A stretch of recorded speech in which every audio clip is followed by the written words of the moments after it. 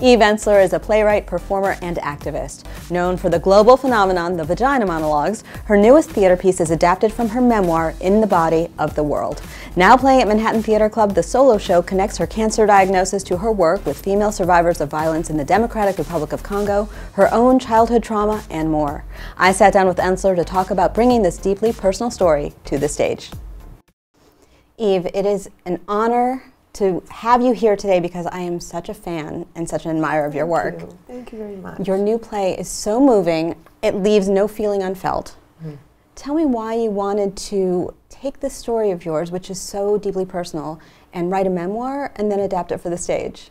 Well, I don't know at the beginning that I was planning to do this on stage. I did it as a memoir. I think I wrote it for many reasons. I think having gone through this huge process when I had stage 4 cancer 8 years ago, it was just this incredibly powerful, emotional, political, spiritual, mystical experience. And I wanted to write about that. And in a weird way, the book was really the completion, what I thought was the completion of the experience. And then Diane Paulus up at ART, American Repertory Theater, read it. And she just suggested to me, wouldn't this be an amazing one-woman show? And I think secretly, there might have been that idea embedded in me somewhere, but when she said it, it was like, wow, that would be really intense and really exciting to see if we could make this into a theater piece. And so we embarked on that. And actually, I'm really beginning to see, performing it every night, how this is really the completion of that whole kind of alchemic journey that I had when I was both working and supporting and being in solidarity with women in Congo, where we were opening the City of Joy, which coincided with me being diagnosed with stage 4 cancer. Let's talk about that connection, because so much of this play is about connecting the inner and the outer. Tell me how that occurred to you, how that, you talk about being in your body. I want to know exactly what that means. One thing I know from my own experience, having been molested and beaten very severely as a child, is that when you are attacked, when violence happens to you, you have to leave your body, because your body really becomes this landscape of terror, of trauma, of loneliness. You can't bear to be in it because all the memories are there, all the So betrayals. it's self-protection in a way. Yeah, it's self-protection. So you disassociate from yourself. And I think the sorrow of that and the bad news of that is that when women are not in their bodies, they're not in their sexuality, they're not in their imaginations, they're not in their power, they're not in their energy.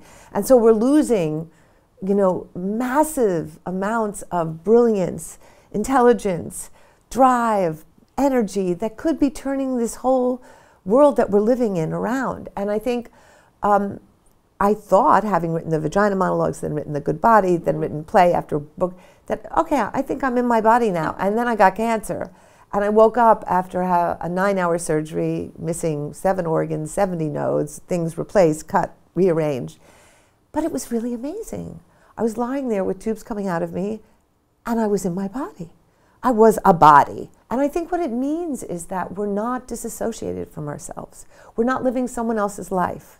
We're not living through someone else's experience. We're actually having our own experience and trusting our own experience. What I love about your work is that you often say what is unsaid, and you confront what people are denying. And because of that, I think you have become the receiver of other people's stories. I mean, I'm sure the Vagina Monologues was, of course, a global sensation, and you did it all over the country as well. How do you grapple with all of these women and men telling you about their trauma?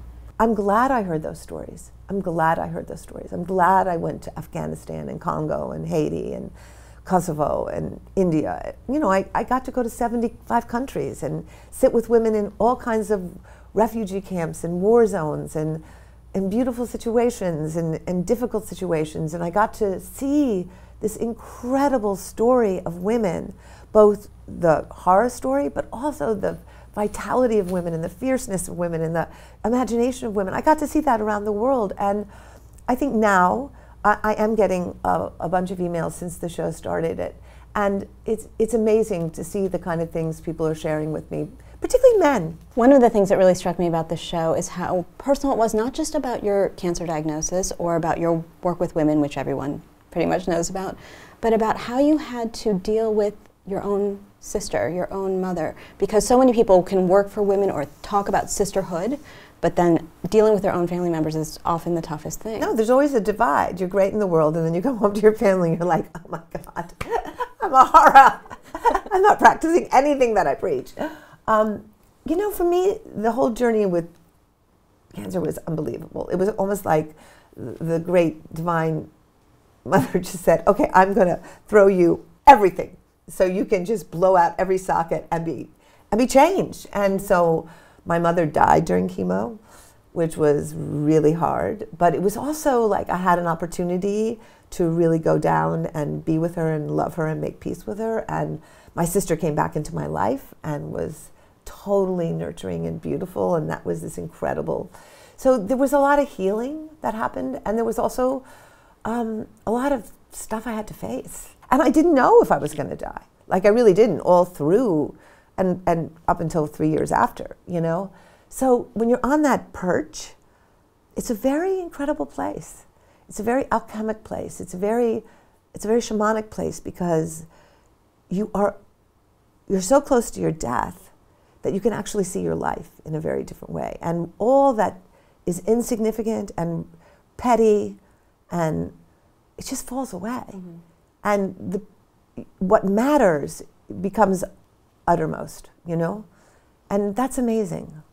It surprises me that you said that you didn't think this was going to be a theater piece, because that is so fundamental to who you are. You are a playwright first, I always think. I know you're an activist as well. Well, you know, it's funny. I think it's probably because of what this play requires. There was like some part of me that was like... It's raw. Oh my God. I mean, this is, you cannot do it but to give everything to this. You can't pretend. And so I think probably I wasn't opening my eyes yet to the reality of what this would mean, and what it would call up and what it would demand. Because this is your story, and it's personal in a way that the Vagina Monologues was not, although that had personal pieces in it. What did you learn from Diane Paulus in taking a look at it with fresh eyes? Oh, Diane's such a brilliant director and such a wonderful person. It's one of the best experiences I've ever had in my theatrical life. I think what Diane did, first of all, I never saw myself as an actor. I kind of saw myself as this person who performed my work. So, you know, usually I had cards, and she was like, no, we're going for it. Like, you're gonna be an actor. So she really pushed me to do things I never thought I could do. What was the writing process like for you? Because this was something that was so personal to you, I assume you weren't taking notes while you were going through chemo. No, I didn't take notes. It was very... Did you have to relive it while you were writing? Yeah, I did. And now you're reliving it on stage. I used to live in Paris, and I went to Paris, and I was there for months, and I literally, writing the book was like my body wrote the book. And there'd be days when I'd be wailing on the floor. There'd be days where I would just cry the whole day, because my body remembered it. Mm-hmm. I didn't remember it, so I had to just be in my body to write the book. It's so theatrical, and you have people get into their own bodies in the audience because you get people on their feet. Is that fun for you to do? So much fun. I was a little scared in New York, because we know that, you know, the New Yorkers are sometimes, you know, refusers in nature. Yeah. But you know what I realized? Everybody wants to connect. We can pretend in the city in our black and our cynicalness that but you know, everybody here wants to connect. We're all lonely in this neoliberal capitalist culture. We're all isolated. We're all by ourselves. Everyone's busy feeling they didn't add up or measure up. They're not good enough.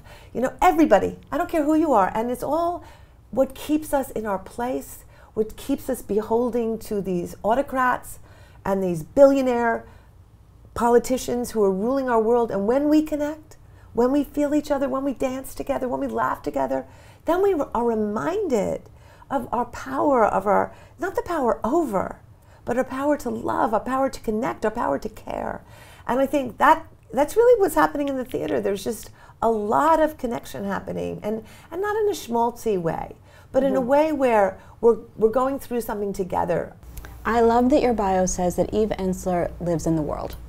What's more truthful than that? That's where I live. That's where you live. Yeah, yeah. I don't know that I believe in countries, you know.